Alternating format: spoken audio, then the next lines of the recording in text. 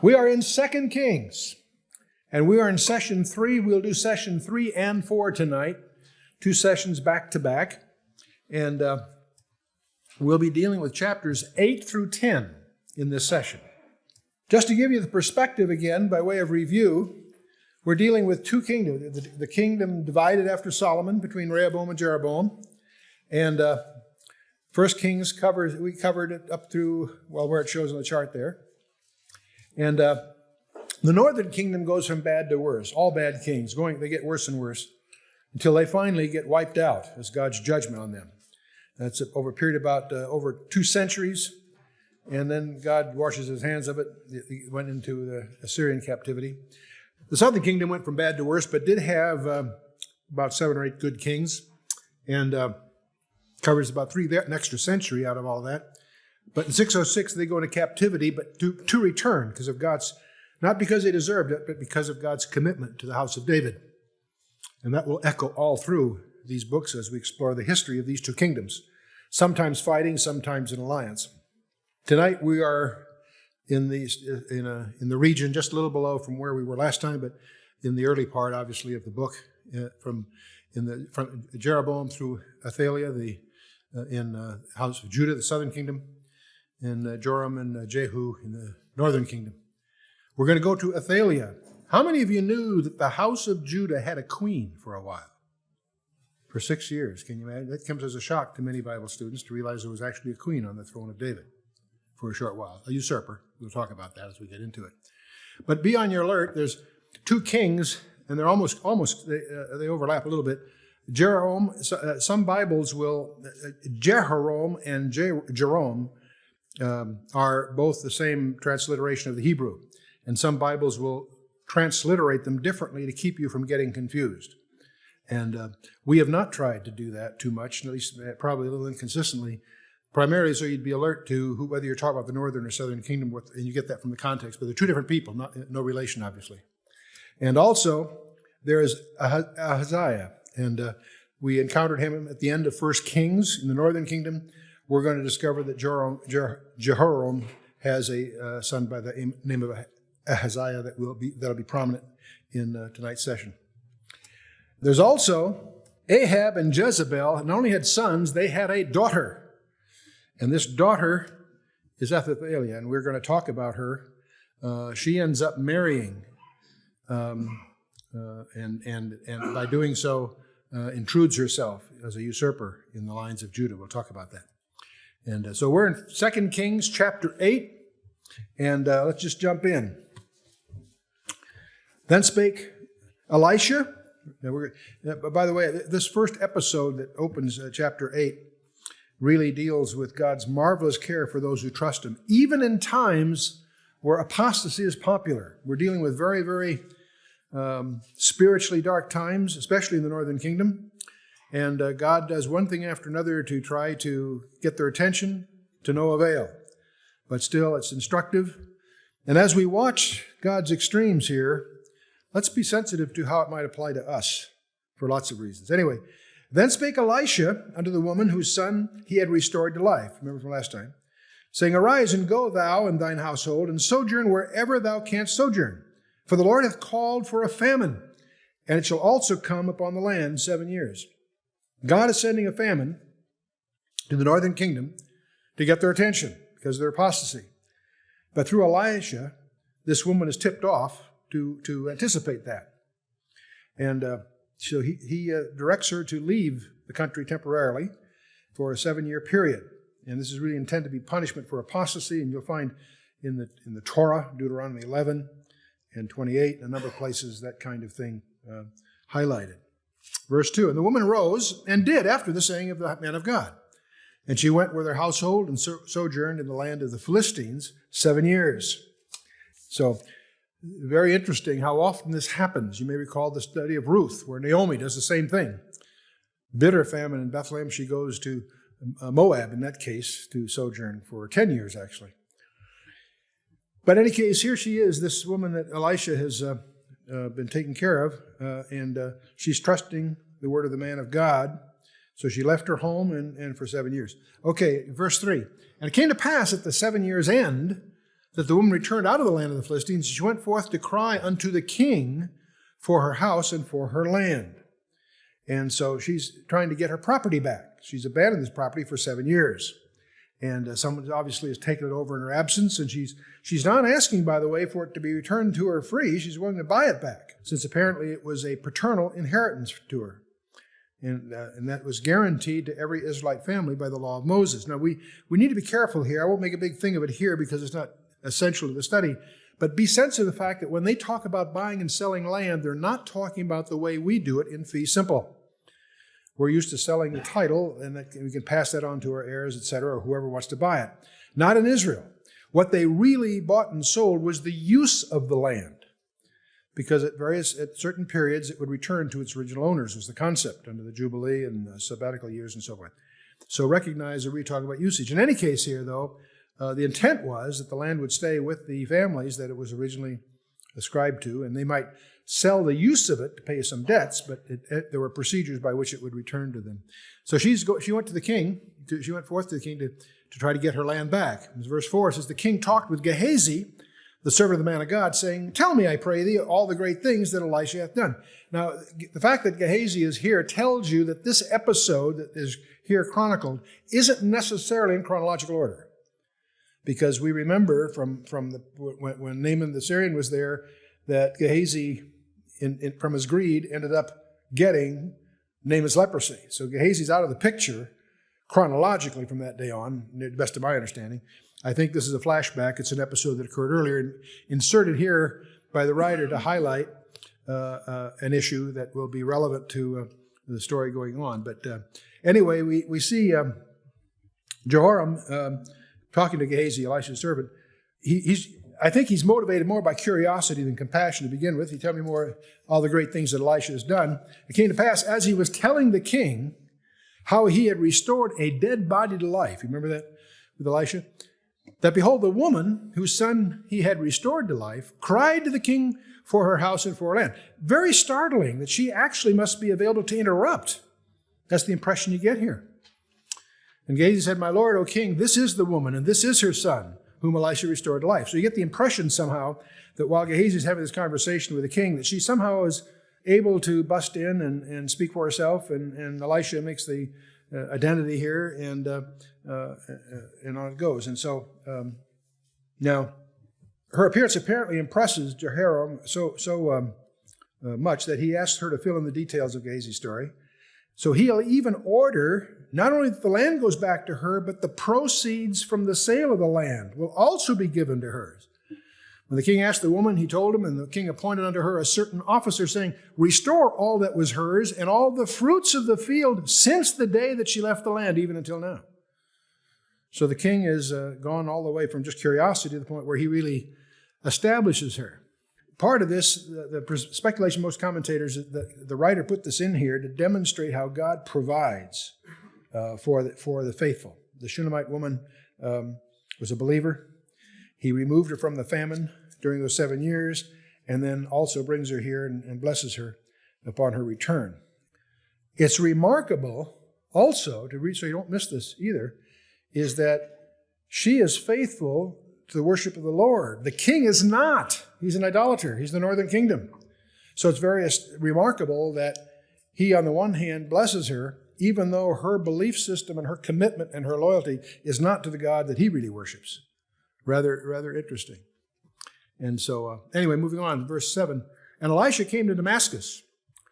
And we're now going to talk about how some intrigues with the Aram, the people that we would think of as Syrians up there. Elisha came to Damascus, and Ben-Hadad, king of Syria, was sick, and was told him, saying, the man of God has come hither. This is kind of interesting that Elisha will go that far out of the land, up to Damascus. It's not that far in miles, but it's out of the country. It's in Syria. He goes there to see him, and this is unusual, obviously. And the king said to Hazael, that's one of his officials, take a present in thine hand, and go and meet the man of God, and inquire of the Lord by him, saying, shall I recover this disease? Here is a pagan king of Syria, telling his servant to go see Elisha and find out from the Lord whether he's going to survive or not. That's pretty interesting. It's too bad that the leadership in the northern kingdom didn't do the same thing, is go to the Lord for their instruction rather than their idols and their whatever. So anyway, verse 9, so Hazael went to meet him and took a present with him, even of every good thing of Damascus, 40 camels' burden, and came and stood before him and said, thy son Ben-Hadad, king of Syria, hath sent me to thee, saying, shall I recover of this disease? Now this is pretty impressive, 40 camels. Now don't get the impression they're fully loaded, by the way. I understand that the experts say that what they would often do is put one gift per camel. So part of it is a question of making a show. But still, you're talking a caravan of 40 camels as a gesture of the king to Elisha for responding to an inquiry here, which is pretty impressive. And Elisha said unto him, go, say unto him, thou mayest certainly recover. Now, understand, Elisha is talking to Hazael, the servant of the king. Elisha said unto him, go, say unto him that thou mayest certainly recover. Howbeit, the Lord hath showed me that he shall surely die. That sounds like doublespeak, doesn't it? And he settled his countenance steadfastly until he was ashamed, and the man of God wept. Let's see if I can sort this out a little bit, because it's from the text, a little hard to understand. What Elisha is trying to say to Hazael, that he would recover if Hazael won't interfere. But what Elisha is doing is indicating that in the state of his disease he will recover, but he's also prophesying that Hazael is going to murder him. And Hazael realizes that as he looks, as Elisha looks him right in the eye. And as Elisha realizes that Ben-Hadad, who is apparently a friend of his, he feels about, because the man of God wept as a result of this, because he knew that murder was going to come upon his friend. Elisha fixes a gaze upon him in the hopes, perhaps, of embarrassing him out of that deed. But privately, Hazael is probably glad because of Ben-Hadad's fate, because he will be able to stand to pick up the throne. And so God's revelation also gives the man of God insight that he weeps. You know, it's how often that is. We often think of, gee, to be a prophet and know what's coming would be exciting. But you'll notice if you study your scripture how often it's the prophet that sees the future that weeps. The best example of that, of course, is Jeremiah, who's known as the weeping prophet. Not only because his prophecies, he really, in a sense, presided over his dying nation before the Babylonian captivity. You remember John, Revelation, in chapter 10, when he's told to take the book, and it would be sweet in his mouth, but to his belly it would be bitter. And how often that is, it's good at first until you really realize the penalty of sin and the penalty of judgments that are coming and so forth. So that's a very typical thing. Anyway, let's move on to verse 12. And Hazael said, why weepeth my Lord? And he answered, that's Elisha answered, because I know the evil that thou wilt do unto the children of Israel. Their strongholds wilt thou set on fire, and their young men wilt thou slay with the sword, and will dash their children, and rip up their women with child. And Hazael said, but what, is thy servant a dog that he should do this great thing? And Elisha answered, the Lord hath shown me that thou shalt be king over Syria. So Hazael's getting a lot of stuff here, because at the first time, see in verse 13, Hazael pretends to be offended by this disclosure. He feigns the humility. Am I a dog that I do that, and so forth. But also, before it's over here, Elisha actually adds a prophecy that Hazael will be king over Syria. And so, moving on to verse 14. So he departed from Elisha and came to his master, who said to him, what said Elisha to thee? And he answered, he told me that thou shouldest surely recover. Which is sort of true, and yet it ain't true. Huh? It came to pass on the morrow, they took a thick cloth, dipped it in water, and spread it on his face so that he died. In other words, he suffocated him. And Hazael reigned in his stead. So he suffocated him in a way, apparently, that would create the impression. See, it's really tragic. Elisha had predicted that he would be king. If he would have been smart, he would have waited for it to happen. That's what David did relative to Saul. He wouldn't touch Saul. He waited till God's timing. Hazael could have rested on that prophecy. But no, he took matters in his own hand. And he murdered the king. I might mention, by the way, back in 1 Kings 19, you may recall that Elijah, the predecessor of Elisha, had previously anointed Hazael as king. It didn't hit us then because we didn't have all the background. But this event that is here reported is in effect a fulfillment of that prophecy, even though it was done by Elijah's protege rather than Elijah personally. And now you say, gee, why would God have Hazael, this cruel guy, be in a situation to dominate Israel? See, the Syrians are going to be very, very powerful. And this is part of God's discipline for his people. It's very, very disturbing, and it's yet very, very insightful to recognize as we go through here, God cares especially for his own people. And here are his own people that are disobedient. He goes to all these elaborate things to try to get their attention, to judge them. His focus is on his people. He is not ignoring the others, because we see him take care of the Shunammite woman. He took care of Naaman. But the focus is on the people that he's called. And that's disturbing, because if he's called us, then his focus is on us. And he expects more of us than he might of others. To whom much is given, much is required. But anyway, let's move on to verse 16. In the 5th year of Jeroboam, the son of Ahab, in other words, this is the northern kingdom guy, son of Ahab, king of Israel, Jehoshaphat, being then king of Judah in the south, Jehoram, the son of Jehoshaphat, king of Judah, began to reign. Now, 32 years old was he when he began to reign, and he reigned 8 years in Jerusalem. Now, Jehoshaphat appointed his son Jehoram as co-regent the year he went off to battle with Ahab at Ramoth Gilead. He probably thought he was going to be out of the country for a long time, but in any case, Jehoram evidently remained in Jerusalem to run the country while his dad was gone.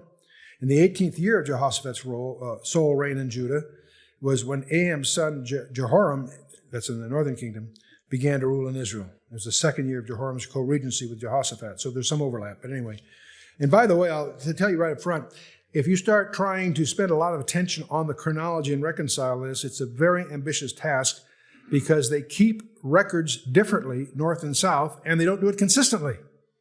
In the north and in the south, at different times, they change the methods. So there are libraries full of experts who have tried to sort out what they call the chronology of the kings. The difference in rendering isn't great, a few years here and a few years there. It's not like there's some profound issue behind here, but just understand that it's a non-trivial task to try to really pay attention to this. And I have adopted, pretty much follow the Bible knowledge commentary as an example because it's very detailed. And just to pick one rather than, I have not tried to litter our notes with examples where they differ and stuff because it doesn't amount to a lot. Just be sensitive. If you're going to get into it, you can't get into that subject a little bit. Either really get into it or pass. You know, it's one of those things. You follow me.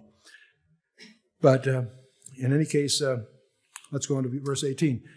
And he walked in the way of the kings of Israel, as did the house of Ahab. That's bad news. In other words, Ahab was one of the worst of the bunch up to that time, and he is doing the same thing. He walked in the way of the kings of Israel, as did the house of Ahab. For the daughter of Ahab was his wife, and he did evil in the sight of the Lord. Now, this is, when it says, see, understand who we're talking about here. We're talking about Jehoram, the son of Jehoshaphat, the king of Judah. We're talking about a king of the southern kingdom who marries the daughter of Jezebel. Okay? And he walked in the ways of the kings of Israel. See, if he was a king of Israel in the northern kingdom, that's one thing, but he's not. He's the south. He's following the pattern, the culture of Ahab. For the daughter of Ahab and Jezebel, you might add, was his wife. And he did evil in the sight of the Lord. And yet the Lord would not destroy Judah for David, his servant's sake, as he promised him to give him always a light and to his children. So, in other words, this king is bad news. He married Athaliah, the daughter of Jezebel and Ahab. That's bad news right there. We're going to talk a lot about her in a little bit, so we'll get into that in more detail. But even though he's bad news, God is gracious to the southern kingdom because of his promise to David. And that's going to echo all through here. That his commitment to David. Because it pleases God to do that. If for no other reason, then his whole program of redemption is organized through the line of David, to the ultimate son of David, namely Jesus Christ. Anyway, verse 20, in his days, Edom revolted from under the hand of Judah and made a king over themselves. Now, by the way, just before I leave Jehoram here, he was one of Judah's evil kings. In the southern kingdom, there's some good guys, some bad guys. This is one of the bad guys. It's interesting, by the way, something else about him. 2 Kings here mentions only two of the unfortunate events that marked the reign of Jehoram. One of them that's not included in your text, but you need to be aware of to follow what's going to come on later. He murdered 6 of his brothers. And most commentators take for granted that the one that talked to his wife is the one that talked him into it, for some reasons that'll come forward later. Because no other Judean king practiced such a thing. But Athaliah herself did the same thing when she later rules. And we'll talk about that in the next session in more detail. But, okay, now get in verse 20 here, where the days of Edom revolted. You see, Edom had come under control of Judah under Jehoshaphat.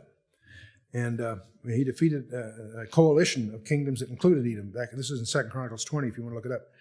At that time, an Edomite deputy may have been put in charge on the throne in place of an Edomite king, because they're in subjection to Judah.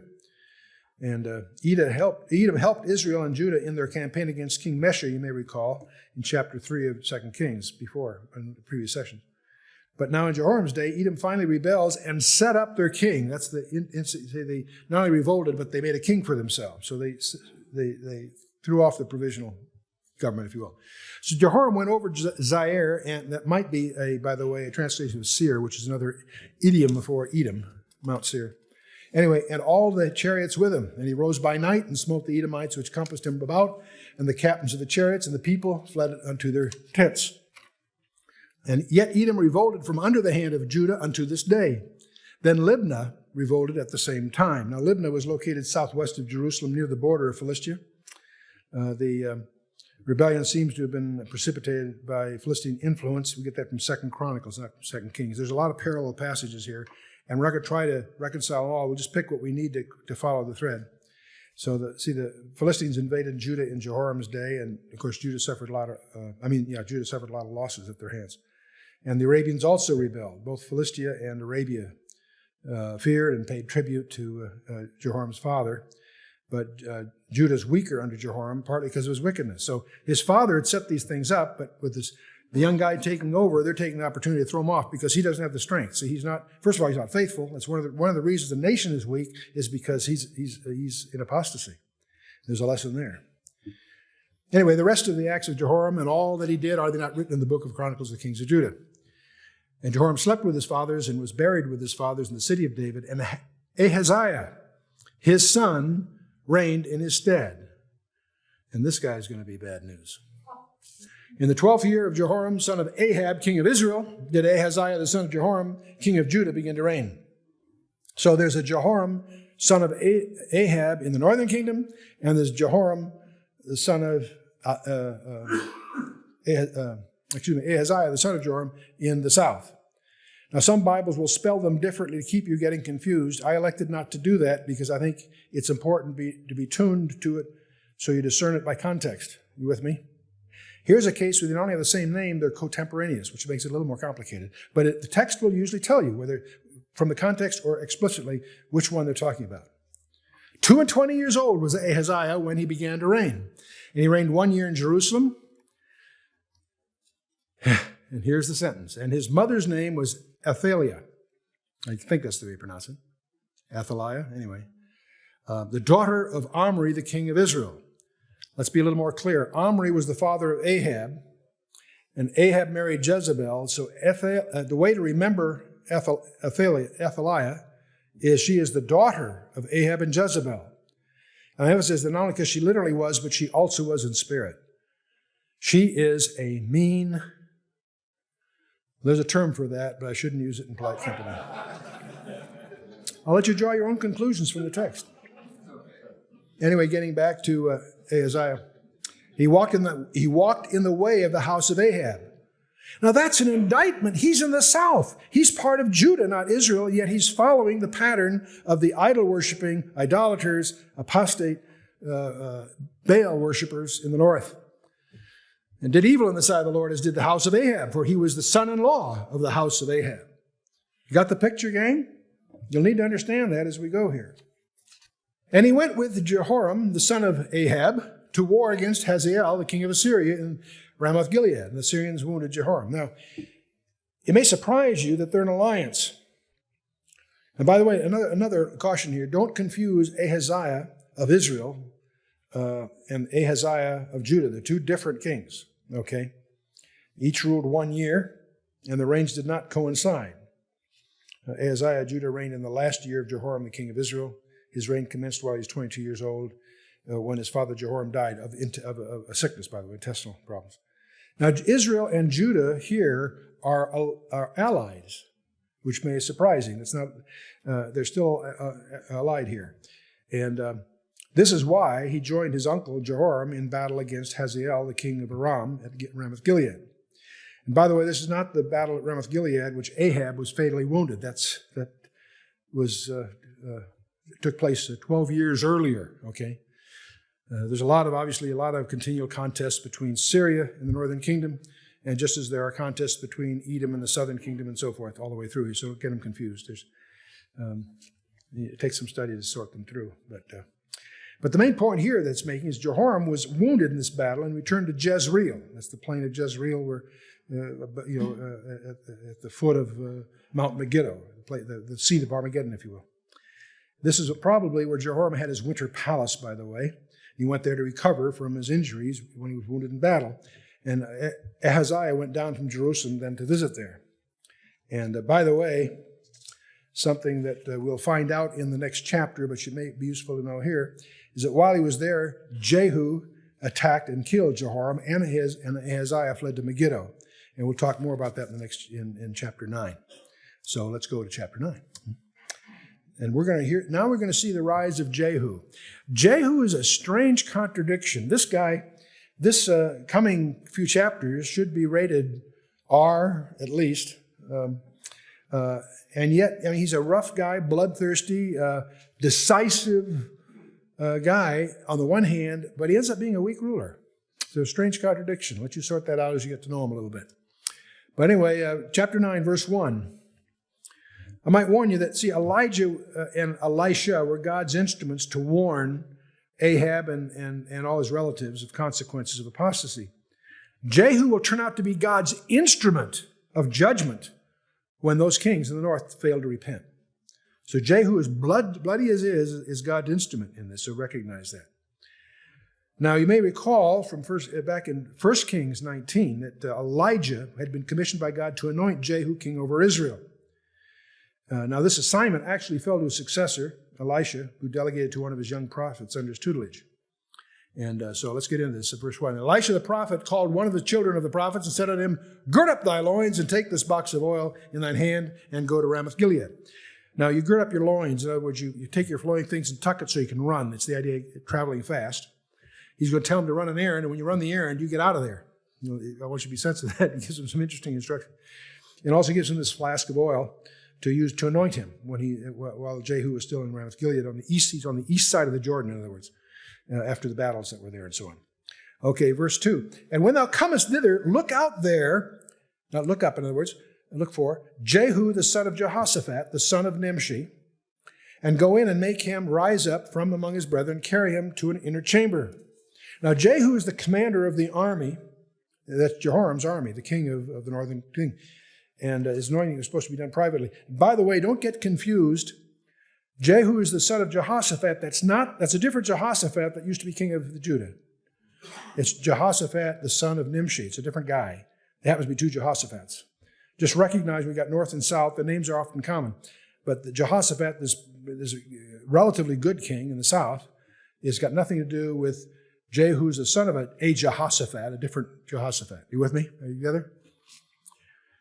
And go and make him arise up from among his brethren and carry him to an inner chamber. In other words, find a private place to do all this. Then take the box of oil and pour it in on his head and say, Thus saith the Lord, key words, I have anointed thee king over Israel. then open the door and flee and tarry not. In other words, go in, prophesy over this guy, anoint him king, and then get out of there. And why would he do that? Well, because the prophet is going to anoint Jehu for the purpose that God had given him, which is to wipe out the entire Ahab dynasty. He's going after all of them, and he will before he's through. And so the trouble with these kinds of things, though, is often innocent people that are bystanders can get hurt. So Elisha wants him out of there, get at a good safe distance, because there's going to be a lot of echoes here. So God's going to thoroughly annihilate Ahab's line, just as Elijah had prophesied. Back in 1 Kings 21, you may recall that Elijah had prophesied. Remember Mount Carmel, all that? He prophesied that they're going to get all wiped out. Well, they're about to be. And Jezebel is also going to die exactly like Elijah foretold in 1 Kings 21. A good background review would be to read 1 Kings 21 in anticipation of all this. But anyway, so both Jeroboam's dynasty and Baasha's dynasty had ended violently back in 1 Kings 15 and 16, and so would Ahab's. So let's move on. Let's see. Where am I here? So he arose and went to the house, and he poured oil on his head and said unto him, Thus saith the Lord God of Israel, I have anointed thee king over all the people of Lord, even over Israel. And thou shalt smite the house of Ahab thy master, that I may avenge the blood of my servants the prophets, and the blood of all the servants of the Lord at the hand of Jezebel. So that's the mission that Jehu attacks aggressively. For the whole house of Ahab shall perish, and I will cut off from Ahab him that pisseth against the wall, and him that is shut up and left in Israel. I apologize for the language, but that's what it says, and what it means is the men. This is a way of saying the male line, the line that carries the legal titles. So it's a rather colorful way of expressing it. I forgot to check what some of the modern translations do with that. They may try to hide the Hebrew because it probably is offensive to some people, but it's pretty graphic, pretty earthy, pretty straightforward. Anyway, and continuing, he says, I will make the house of Ahab like the house of Jeroboam, the son of Nebat, and the house of Baasha, the son of Ahijah. And the dogs shall eat Jezebel in the portion of Jezreel, and there shall be none to bury her. Remember that thing, because we're going to come in the next session, some background there. And then what did the prophet do after delivering his message? He opened the door and he split. He got out of there. Okay, verse 10. Then Jehu came forth to the servants of his Lord. See, this is all done in private. So he comes out, and the servants are curious. What's going on here? And one said to him, Is all well? Wherefore came this mad fellow to thee? So they recognized him as a prophet. They called him a madman. By the way, that same word is used of Jehu's driving. You're going to discover that Jehu's characteristic is that he is a California driver, okay, with his chariots and things. But anyway, and he said unto them, Ye know the man and his communication. See, Jehu's trying to dismiss this. He doesn't want to get into it with these guys, but they won't let go. They said, It is false. Tell us now. He said, Thus and thus spake to me, saying, Thus saith the Lord, I have anointed thee king over all Israel. So reluctantly, Jehu admits to him what this young prophet had anointed him for. And what they immediately do, hey, that's a great idea. They hasted, took every man his garment, and put it under him on the top of the stairs, and they blew the trumpet saying, Jehu is king. It's a little premature, by the way. They've got a king. That's going to have to be dealt with. But as far as they're concerned, they got their man here. So Jehu, the son of Jehoshaphat, son of Nimshi, the son of Nimshi, so don't confuse him with the Jehoshaphat of the Southern Kingdom, which is earlier. So Jehu conspired against Jehoram. Now Joram had kept Ramoth-Gilead, he and all Israel, because of Hazael, the king of Syria. So all these, this is a customary response for this sort of thing. But, let's go on to verse 15. But King Joram was returned to be healed in Jezreel of the wounds which the Syrians had given him when he fought with Hazael, the king of Syria. Remember, we picked that up a few verses ago. And Jehu said, If it be your minds, then let none go forth nor escape out of the city to go and tell it in Jezreel. So Jehu rode in a chariot and went to Jezreel, for Joram lay there, and Ahaziah, the king of Judah, was come down to see Joram. So we got this king from the south visiting. And there stood a watchman in the tower in Jezreel, and he spied the company of Jehu as he came, and he said, I see a company. In other words, he saw a cloud of dust is what he probably saw. And Joram said, Take a horseman and send to meet them. and let him say, is it peace? So they assume that they're bringing some kind of war news here. They want to check it out. So there went one on horseback to meet him and said, thus saith the king, is it peace? Now Jehu doesn't want to tip his hand yet. See, they don't know what's going on here. All that you've read in the last few verses is private among his loyalists. Thus saith the king, is it peace? And Jehu said, what hast thou to do with peace? Turn thee behind me. He's saying it sort of the way we'd say, don't sweat it. It's not important. I mean, he's trying to dismiss it. And the watchman told, saying, the messenger came to them, but he cometh not again. In other words, this messenger then doesn't return. So they sent out a second messenger out on horseback, which came to them and said, thus saith the king, is it peace? And Jehu answered, what hast thou to do with peace? Turn thee behind me. And the watchman told, saying, he came even unto them and cometh not again. And the driving is like the driving of Jehu, the son of Nimshi. So they recognize, as they're getting closer, that his style of handling the chariot it's obviously Jehu. No one rides like that, So, you've known people like that, right? Anyway, the driving of Jehu, the son of Nimshi, for he driveth furiously. Let's see, I think I had some interesting insights about the name Furious. Yes, furiously. Shigeon. The word actually is madness, madman. It's the same word that he used to the prophet earlier. He's very, very furious. He's driving like a crazy man. Anyway, okay, let's move on to verse 21. And Joram said, make ready. And his chariot was made ready. And Joram the king of Israel and Ahaziah the king of Judah went out, each in his chariot, and they went out against Jehu and met him in the portion of Naboth the Jezreelite. Now, the plot's getting more interesting here. Jehoram is the guy that Jehu is really after, but he's got a visitor from this other kingdom. Ahaziah, the other king, is visiting. Could be a big mistake. But in any case, where do they happen to coincide? A place called a vineyard of Naboth. Does that ring a bell? Do you see God's fingerprints behind this? Okay. It came to pass when Joram saw Jehu, he said, is it peace, Jehu? And he answered, what peace, so long as the whoredoms of thy mother Jezebel and her witchcrafts are so many? Uh-oh. Whoops. So Jehu drops any pretense here and suddenly makes it quite clear that he is showing up as an adversary because he's insulting, obviously, Jehoram's mother and father, etc. So, he had not expected any rebellion. And it's fascinating that they meet on the very plot of ground that originally belonged to Naboth. Of course, there was no inkling of Jehu's plans, and so he's showing up as an adversary. It's interesting that it was Jezebel's idolatry and witchcraft that ruined Israel's peace with God, for which Jehu was settling himself against her son. So he says, is it peace? So he's answering that question in much broader terms than he anticipated. It's the peace with God that was shred by his mother Jezebel that he's there to avenge. That's basically what's emerging here. Okay, verse 23, and Joram turned his hands. In other words, he tried to turn his chariot around and fled, and said to Ahaziah, there is treachery, O Ahaziah. No kidding. And Jehu drew a bow with his full strength, and he smote Jehoram between his arms, and the arrow went out at his heart, and he sunk down in his chariot. So he's history. Kind of interesting because he apparently was taken by surprise. He didn't have any armor on. At least it doesn't seem to be that way. And so Jehu easily shot him with a fatal arrow.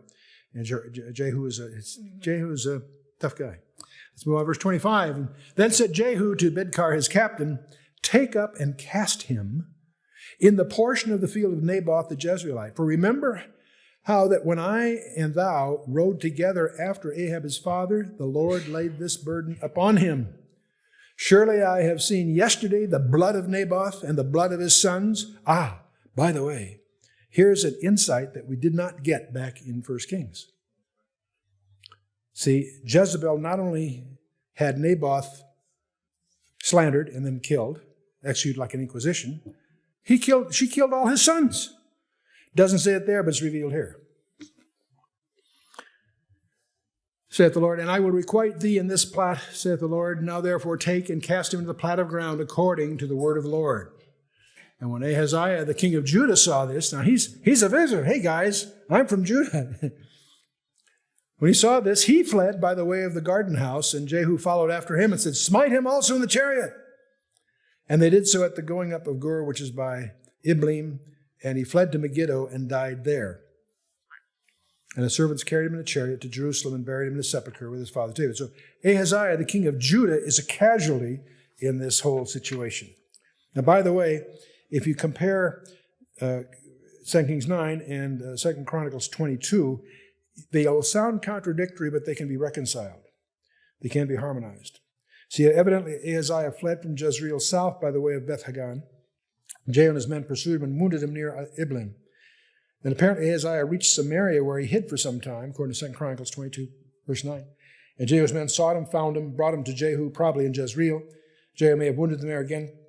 And he escaped and fled to Megiddo, but then finally died. So the point is the two accounts sound contradictory. They can be reconciled. And that's just a small point. Just, if you want to get into it, you can. Anyway, verse 28, his servants carried him in the chariot to Jerusalem, buried him there in a sepulchre with his father in the city of David. Verse 29, and in the 11th year of Joram, the son of Ahab, began Ahaziah to reign over Judah. So now we have an Ahaziah in Judah, and when Jehu was come to Jezreel, Jezebel heard of it. She painted her face and tired her head, teared her head. Is that the girls? You have to help me out there. And looked out at a window. Here she is. Her adversary is coming to kill her. So she freshens up, makes sure her lipstick's on, got her makeup all set. She's not cool. She's just arrogant because she knows what's coming, I think. And as Jehu entered in at the gate, she said, had Zimri peace who slew his master? Now that's quite a slur. She's really being sarcastic here. She's trying to shame Jehu by asking if he came in peace. Obviously, he had not.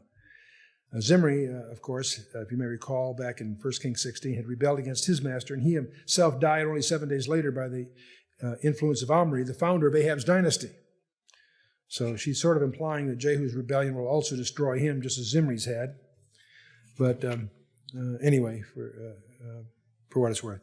Verse 32, he lifted up his face to the window and said, who is on my side? Who?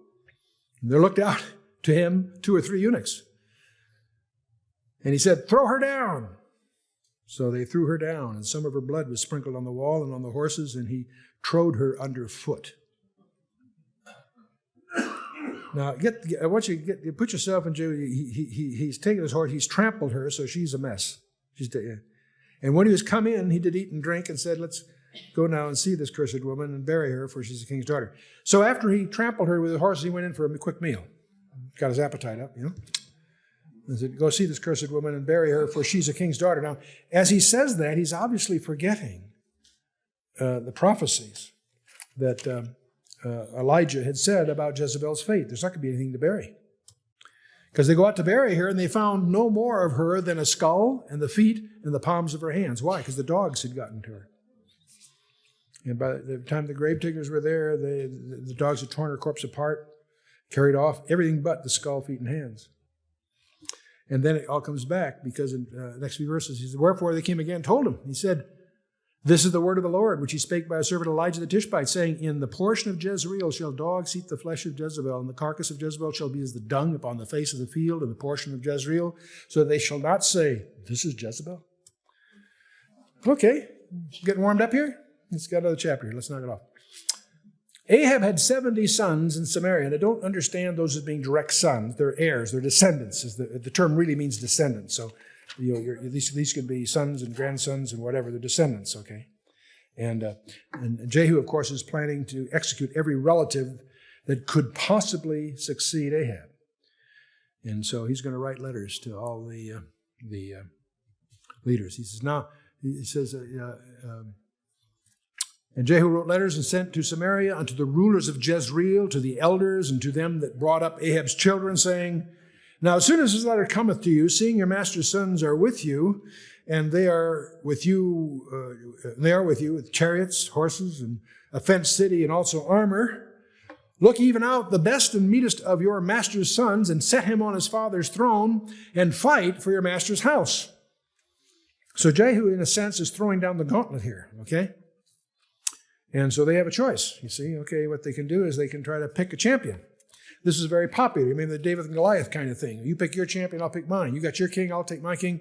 The two kings will fight and decide the day, if you will. So he's challenging him to have a new king to fight with him. And so, we get to verse 4, and they were exceedingly afraid. They didn't think this was too good an idea. They knew about this guy Jehu. They were exceedingly afraid and said, behold, 2 kings stood not before him. How shall we stand?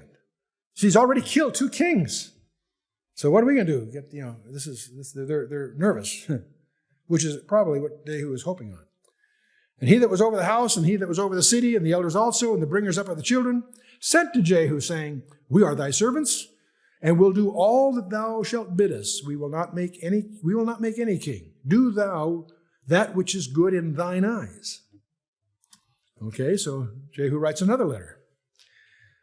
Then he wrote a letter a second time to them, saying, if ye be mine, and if ye will hearken unto my voice, take ye the heads of the men, your master's sons, and come to me to Jezreel by tomorrow this time.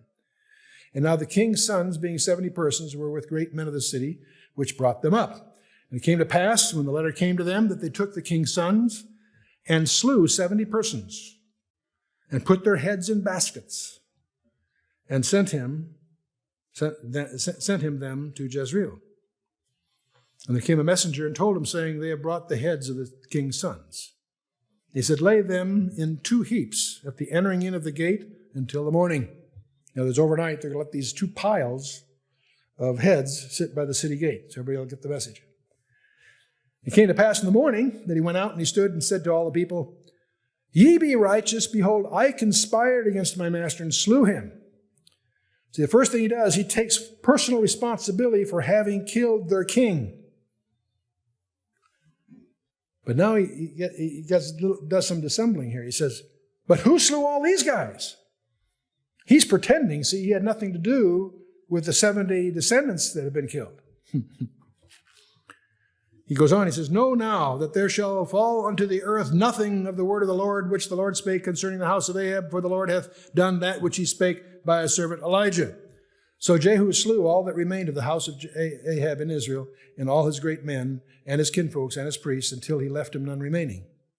And he rose and departed, and came to Samaria in the way, and Jehu met the brethren of Ahaziah, the king of Judah, and said, who are ye? And they answered, we are the brethren of Ahaziah, and we go down to salute the children of the king and the children of the queen. So they don't know what's going on. These are from the southern kingdom there to acknowledge the family of the northern kingdom. And he, as Jehu said, take them alive. And they took them alive and slew them at the pit of the shearing house, even 42 men. Neither left he any of them. So this guy is getting carried away here.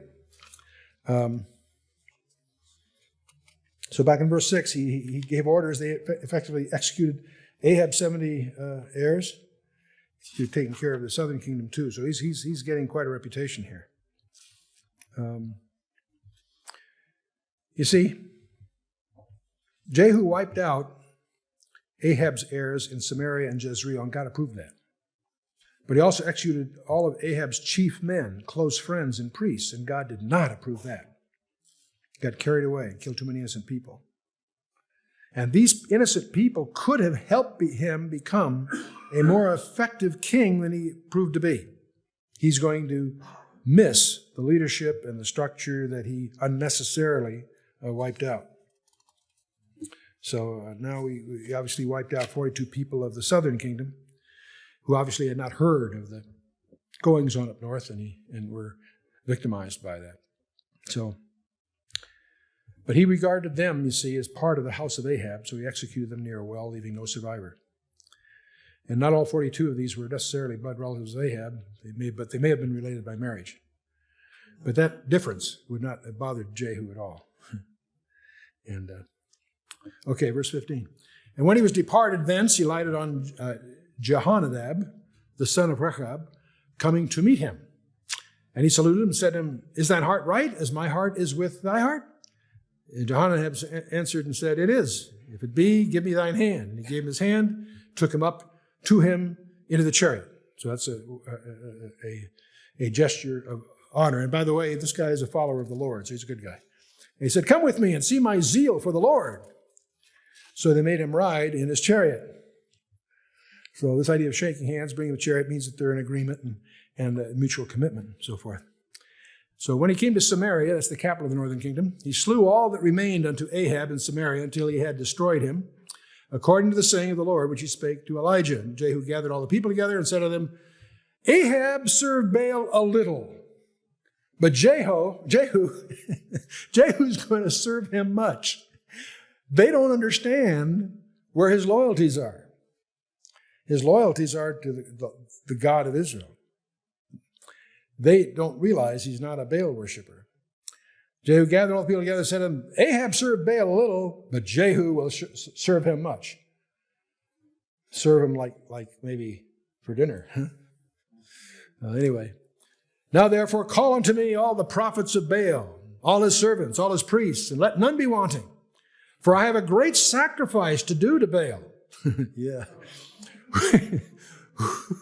"Whosoever shall be wanting, he shall not live." In other words, if you don't show up, this is an obligatory service we're putting together here. But Jehu did it subtly, to the intent that he might destroy the worship of Baal. And so he's really cooking this up. He's requiring everyone to attend it's going to be in the central temple of Baal and so forth. And Jehu said, "Proclaim a solemn assembly for Baal." And they proclaimed it. Jehu sent through all Israel, that is all the northern kingdom, and all the worshipers of Baal came, so there was not a man left that came not. I suppose not. This is, death penalty if you don't show up, in other words. And they came into the house of Baal. And the house of Baal was full from one end to another. Then that's Jehu, said to him that was over the vestry, "Bring forth the vestments for all the worshipers of Baal." And he brought them forth vestments. And Jehu went, and Jehonadab, the son of Rechab, into the house of Baal, and said unto the worshipers of Baal, "Search and look that there be here with you none of the servants of the Lord, but the worshipers of Baal only." See, guys, this is going to be an exclusive group. Don't let any of those, Jehovah worshipers in here. This is Baal only, right, guys? Right, When they went in to offer sacrifices and burnt offerings, Jehu appointed 80 men without, and said, "If any of the men whom I have brought into your hands escape, he that letteth him go, his life shall be for the life of him." In other words, you let anyone escape and you lost yours. So that's an incentive program. Jehu knew how to motivate people. And it came to pass, as soon as he had made an end of the offering of burnt offering, which of course is for show, that Jehu said to the guard and to the captains, "Go in and slay them. Let none come forth." And they smote them with the edge of the sword, and the guard and the captains cast them out and went to the city of the house of Baal. And they brought forth the images out of the house of Baal and burned them. And they break down the image of Baal and break down the house of Baal and made it a draft house unto this day. Thus Jehu destroyed Baal out of Israel. So he was God's instrument of judgment. But howbeit from the sins of Jeroboam, the son of Nebat, who made Israel to sin, Jehu departed not from after them. To wit, the golden calves were in Bethel that were in Dan. So Jehu, with all his zeal, still didn't go far enough. He didn't deal with the golden calves at Bethel and Dan.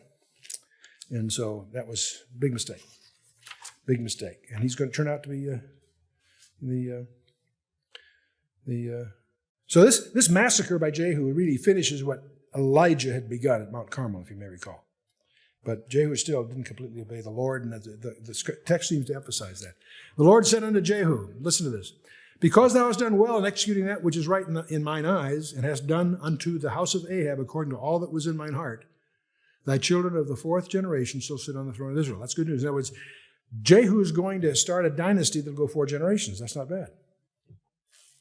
But, the word "but" in a performance review is a very disturbing word.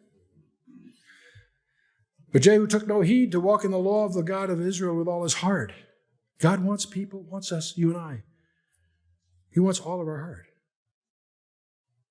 He doesn't want to be number 1 on a list of 10. He wants to be number 1 on a list of 1. Jehu took no heed to walk in the law of the Lord God with all his heart, for he departed not from the sins of Jeroboam, which made Israel to sin. So more trouble comes. In those days the Lord began to cut Israel short, and Hazael, that's the Syrian if you recall, smote them in all the coasts of Israel, from Jordan eastward, all the land of Gilead, and the Gadites, the Reubenites, and the Manassites, from Aroer to, which is by the river Arnon, even Gilead and Bashan. Now the rest of the acts of Jehu and all that he did, all his might, are they not written in the book of the Chronicles of the kings of Israel? And so it's really tragic that Jehu's rule was characterized by turmoil and unrest. He was not a strong ruler. He was a strong leader in a military sense, but he was not a strong ruler. All kinds of social and economic abuses marked his administration. And that's why all these foreign groups are succeeding against them. And when Hazael attacks, you see Assyria had forced Jehu to bow before him and pay tribute. And by the way, there's a bas-relief in Shalmaneser's so-called black obelisk, archaeologically speaking, shows Jehu doing this. It's the only picture we have of an Israelite king that's been found so far, by the way. But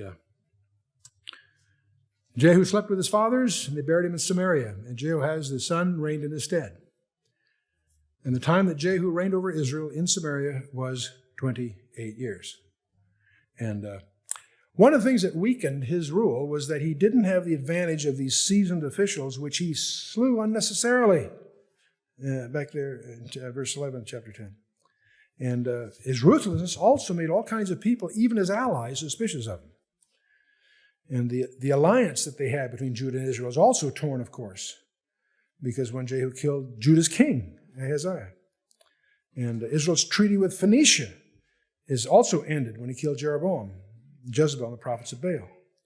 So God is starting to reduce the size of Israel during Jehu's reign. And he reigned, in all, he reigned about 28 years, obviously. And with that, let's close with a word of prayer.